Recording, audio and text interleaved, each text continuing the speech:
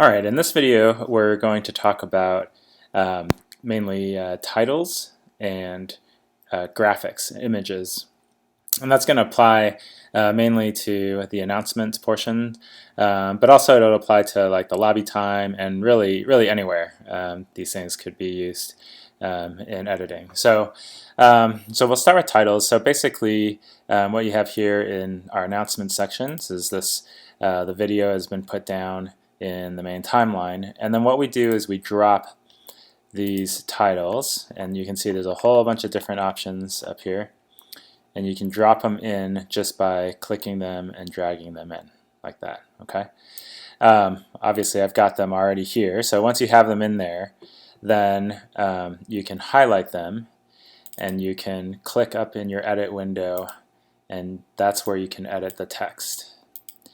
And so I like to use this soft bar one. It's called soft bar black because it gives that little bit of a translucence there. And then typically I've been changing the font here to Saravec for both these. I just think it looks nice. So it doesn't have to be that necessarily, but it feels like it looks nice. And then what you'll see is that as we kind of scroll into it, it's just got a nice soft fade in and fade out.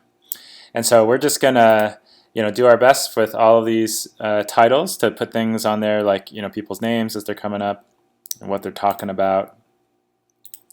Just whatever visuals we can put in to help communicate the message and to retain attention.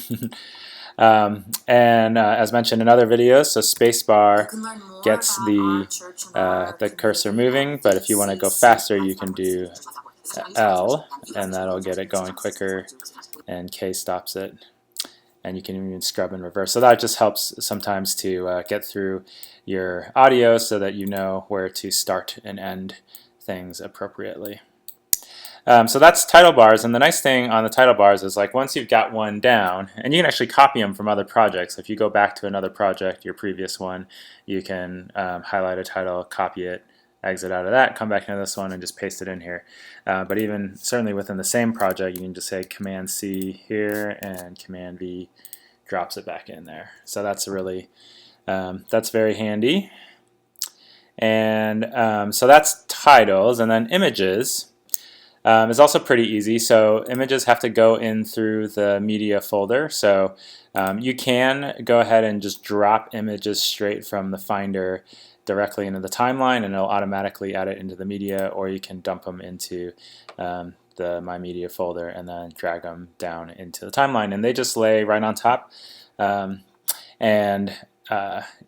with anything in this timeline, so whatever is on top of this main frame is going to take precedence. And so in this case, they're talking about Oasis International, giving an update on fundraising, and so it's handy to have this screenshot I took from Oasis International's website to be able to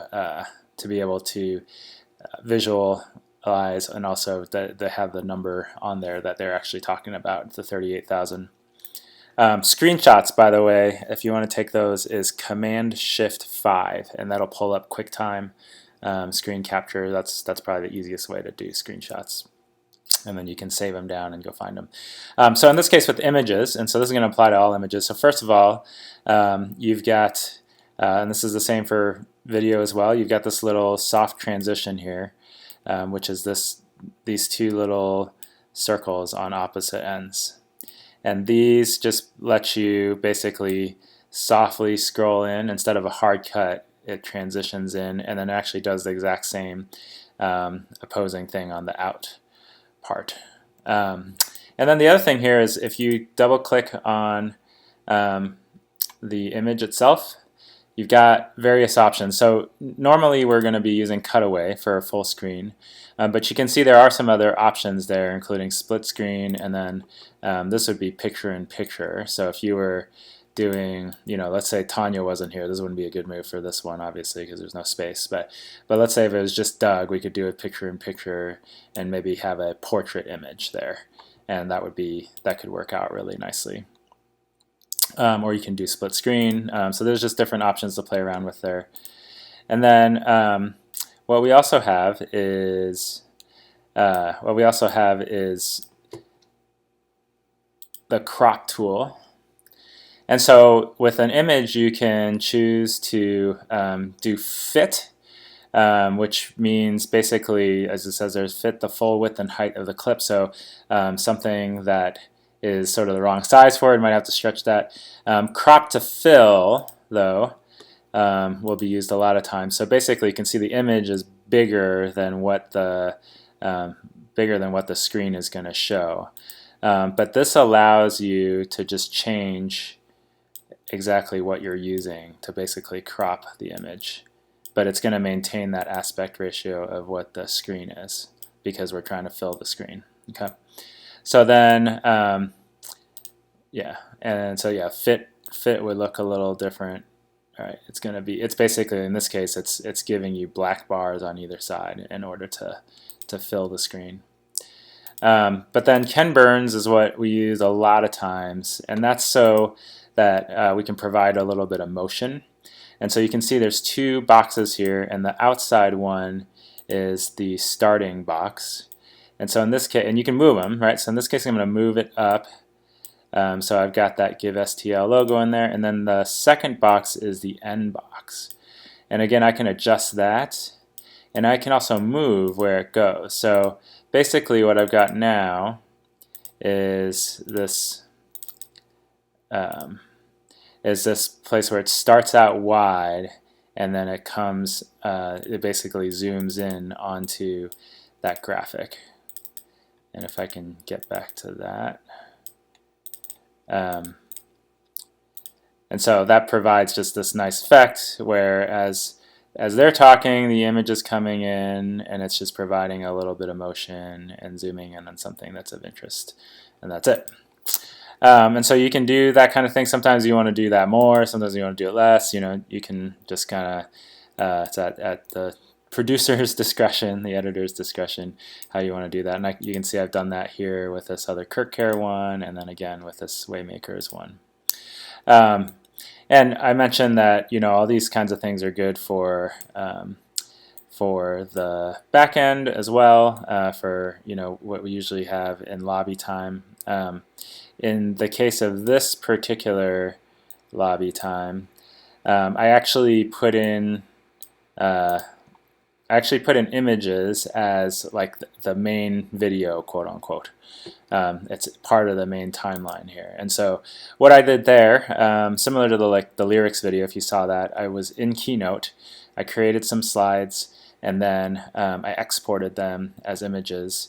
And you can see here, I dumped those into this 517 graphics folder. So I've got a few graphics there that I was then able to put into my media and then pull them down. So I basically just created a couple of these, basically just PowerPoint slides essentially, to go between one and another and just transitions in between. And you can say how long you want to put them in for. But another thing that we do a lot of times is an actual slideshow. So in this case, that's what we've got. And one of the things to make that a little easier, so if you got a folder, so we actually do have a folder right now under pictures called Lobby Time Pics. So there's a few in there. There's a lot more on Google Drive, but we've got a few pictures selected. Okay, let's say they're in our folder. Well, up in our iMovie menu, which you actually can't see in this screenshot here, but if you go to the very top of the screen, sometimes they have to drop down under the iMovie, and you can kind of see a glimpse of it there. Under the iMovie thing, there's a Preferences tab, and that'll open this up. And this gives you a default, a few things here. So photo placement. So when photos first come in, what do you want? Do you want that fit, crop to fill, or Ken Burns? How long do you want it to be by default, and how long do you want transitions to be by default? So the photo duration is nice because let's say we've got 5 minutes of time to fill, and we've got 10 pictures. Well, that means that I roughly want each image to be about 30 seconds. So I could just put 30 seconds in here, and then when I bring in my entire batch of pictures, right? Let's say I've got like Let's say, yeah, so here's my pictures down here. Let's say I've got a bunch of them that I just select, and then I can just come in with them. They're all going to come in with that same 30-second preference that I gave it at the beginning there. And that's just pretty handy. It's a little bit of a time saver, right? So you don't have to go through each image and change the time. But if you are changing the time, obviously you can drag around if you want, or you can double click so that it's highlighted, and you go to the info there, and you can set the exact duration there as well. So those are some of the tricks here, and you can see I've done Ken Burns on a bunch of these lobby videos, and just took a second to crop it, in a way that made sense, so we're not cutting people's heads off, or like in this case, I'm going, down as these kids are playing here. So cute. So anyway, so that just kind of adds to the interest, and it's very, very easy to do. So that is titles and images.